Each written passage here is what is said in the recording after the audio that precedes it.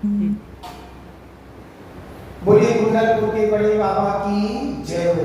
बोलिए महान अतिशय सातिशयकारी श्री विमलनाथ भगवान की जय हो। आचार्य गुरुवर श्री विद्यासागर जी महाराज की, आचार्य गुरुवर श्री समय सागर जी महाराज की।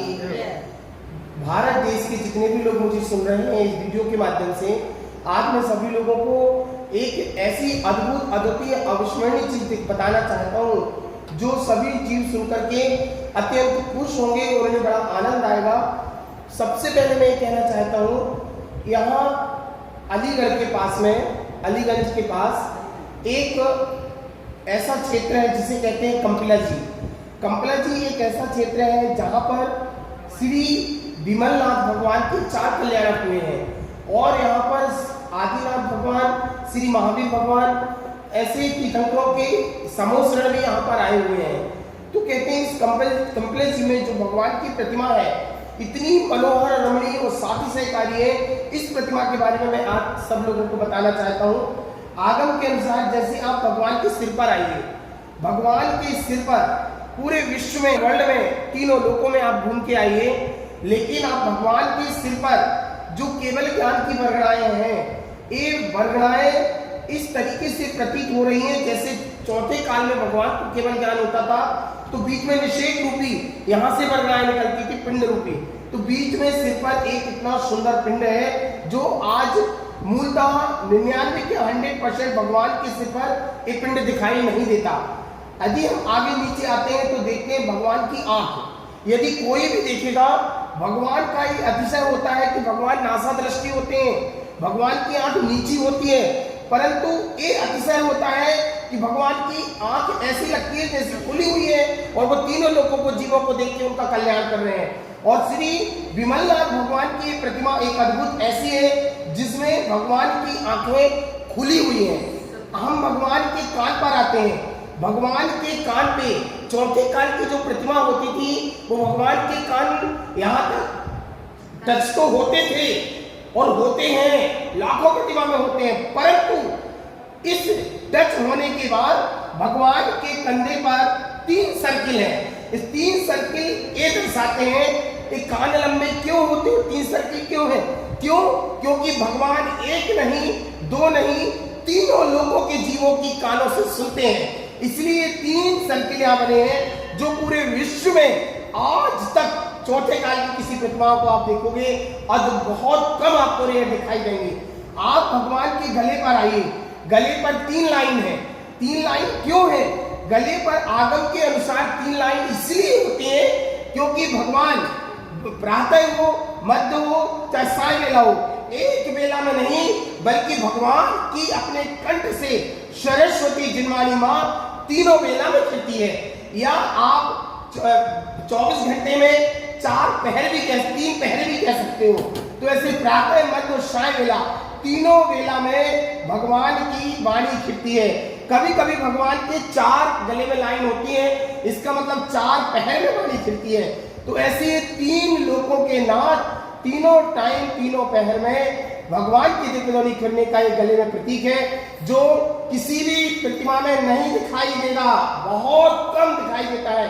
आप भगवान के हृदय पर आइए, भगवान के हृदय पर सिद्धि शिला है, भगवान के हृदय पर सिद्धि शिला है। इसमें भी आगम का वर्णन है कि जैसे एक सिद्ध शिला होती है और बीच में एक दीपक की लौ की भांति जाकर के हमारी आत्मा पर विराजमान हो जाती है, ऐसे ही भगवान के वक्ष स्थल पर एक सिद्ध शिला है और बीच में सिद्धता का एक प्रतीक है। ऐसे ही भगवान की सिद्ध शिला चारों दिशाओं से इस तरीके से वो उल्टी सीधी आगे पीछे करके देखो तो दिखाई देती है। तो ऐसे ही सिद्ध शिला भगवान के हृदय पर बना हुआ है और भगवान के हृदय पर बना हुआ ये अनंत चतुष्टय, ये 4 चतुष्टय का जो प्रतीक होता है ये आगम के अनुसार शंख के आकार का होता है। और मैंने भी पूरे विश्व में, और आप लोग भी देख के आना, पूरे वर्ल्ड में ऐसी प्रतिमा नहीं होगी जिसमें भगवान के वक्ष स्थल पर जो शंख बना है उस शंख में चारों चतुष्टय, चारों अनंत चतुष्टय, आपका अनंत ज्ञान, अनंत वीर, अनंत दर्शन और अनंत शुक्र, ये चारों कमल 4 दिशाओं में इसके प्रतीक होते हैं। पर इसका आकार जिसे हम श्रीवत्स कहते हैं, इस शंख के जैसा होता है और ये बिल्कुल शंख ही है, बिल्कुल शंख ही है, आप बहुत अच्छे से देखेंगे। और आगे मैं नेक्स्ट आगे बढ़ूं कि भगवान के जो चरण होते हैं, भगवान के 1008 गुणों में एक गुण आता है कि भगवान के चरण के जो 5 उंगली होती है वो एक जैसी होती है। आप कहीं भी घूम के आइए, आपको भगवान की प्रतिमा में 5 उंगलियां एक जैसी दिखाई नहीं देंगी, पर यहाँ पर देखिए 5 उंगली भगवान की बिल्कुल एक जैसी है। और इसके अलावा भगवान के हृदय हाथ पर कभी रेखा नहीं होती, क्योंकि इन्होंने कर्मों का नाश कर दिया, तो कर्म चल ही नहीं रहे हैं, तो हाथ में रेखा क्यों होगी। तो क्या होता है, जब भगवान को केवल ज्ञान की प्राप्त होती है तो भगवान के हाथ पर कमल प्रकट होता है, और कमल जब प्रकट होता है तो वो कमल अखंड, जैसे 9 का अंक, 9 का टेबल पढ़ोगे, 9 दूनी 18, 9 तिया 27, 9 पन्ना 45, 9 दाम 90, तो 9 ही आएगा। 9 का 9 से मल्टीप्लाई लाख करोड़ अरब बार भी करोगे तो भी अंत में 9 आएगा। तो ये अखंड विनाशी पद है 9। और भगवान के हाथ पर जो कमल बना है वो चारों तरफ कमल 8 है, मतलब इन्होंने 8 कर्मों का नाश किया, और बीच में एक कमल बना है, टोटल हो गए 9, मतलब इन्होंने 8 कर्मों का नाश करके एक अखंड मोक्ष पद को पाया। ऐसा कमल भगवान के हाथ में बना है। एक कमल पूरे विश्व में किसी प्रतिमा में इस आकार का देखने को मिलेगा ही नहीं, कहीं भी नहीं मिलेगा, ऐसे भगवान का एक। और ऐसे आगम में ये आया है, जब भगवान के आंख से, कान से, शरीर से कर्मों की जब निर्जरा होने लगती है तो कर्म कैसे बहते हैं, बोल में आया है सागर की लहरों की तरह निकलते हैं पूरे शरीर से। और पूरे विश्व में, तीनों लोक में कोई व्यक्ति घूम किया जाए, भगवान के शरीर में जो मेहराव है, जो लहरें हैं, जो सागर की इतनी सुंदर सुंदर लहरें बनी है, एक अनंत कर्मों की निजरा का ही प्रतीक है कि भगवान के कर्म एक जगह से नहीं, शरीर के हर अंग से निकल के जाते हैं। ये मेहराब बना हुआ है, इस प्रतिमा को कहते हैं रेशेदार प्रतिमा, रेशेदार प्रतिमा। और ऐसी प्रतिमा जीवन में मिल नहीं सकती।